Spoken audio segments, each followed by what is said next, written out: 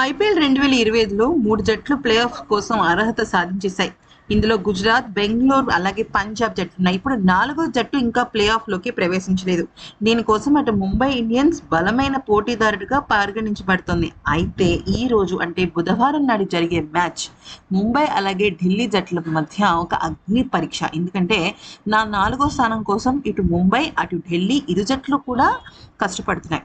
ఎందుకనంటే ఇక్కడ విషయం చూసినట్టయితే ముంబై ఇండియన్స్ జట్టు 4వ స్థానంలో ఉంది. 5వ స్థానంలో ఢిల్లీ జట్టు ఉంది. ఈ 2 జట్లకి కూడా ఈక్వల్ ఆపర్చునిటీ ఉందన్నమాట. ఈ ఇరు జట్లు 12 మ్యాచ్లు ఆడాయి. ఇరు జట్లు కూడా 14, 13 అని ఒక రేంజ్ బౌండ్‌లో ఉన్నాయన్నమాట. ఇక ముంబై జట్టుకి గెలుపు ఎక్కువైనప్పటికీ కూడా ఢిల్లీ జట్టుకి వర్షం కారణంగా ఒక పాయింట్ అయితే అదనంగా వచ్చింది. ఇక్కడ రన్ రేట్ పరంగా మిగతా అన్ని విషయాల్లో ముంబై జట్టు ఆధిక్యంలో ఉన్నప్పటికీ కూడా ఈ రోజు మ్యాచ్ చాలా కీలకం అన్నమాట. అయితే విషయం ఏంటంటే ప్లే ఆఫ్‌కి ముందు ముంబై ఇండియన్స్ జట్టు 3 కీలక మార్పులు కనిపించాయి.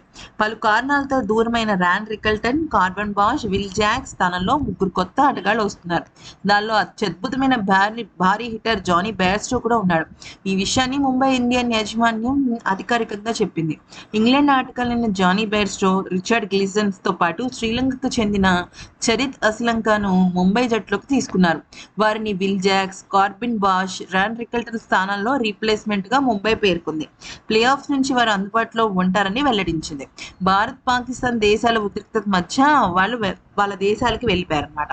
అయితే ఇప్పుడు విషయం ఏంటి అంటే Charith Asalanka, Richard గ్లిసన్, Jonny Bairstow వీళ్ళు ముగ్గురు కూడా సూపర్ ఆటగాళ్ళు. అయితే ఈ ముగ్గురు ఆటగాళ్ళలో జానీ బెయిర్స్టో ఖచ్చితంగా స్టార్ ఓపెనర్ కాబట్టి ఓపెనర్‌గానే బరిలోకి దిగుతాడు. అయితే తను భారీ హిట్టింగ్ స్టార్ట్ చేస్తే మాత్రం జానీ బెయిర్స్టోని ఎవరూ ఆపలేరు. ఇక చరిత్ అస్లంక కూడా చాలా మంచి ఆటగాడని చెప్పుకోవాలి. ఏదేమైనప్పటికీ ఈరోజు ఈ ముగ్గురు ఆటగాళ్ళని ముంబై ఇండియన్స్ జట్టు బరిలోకి దింపి ఎట్లాగైనా సరే ప్లే ఆఫ్ కొట్టాల్సిందే అన్నట్టుగా ఉంది.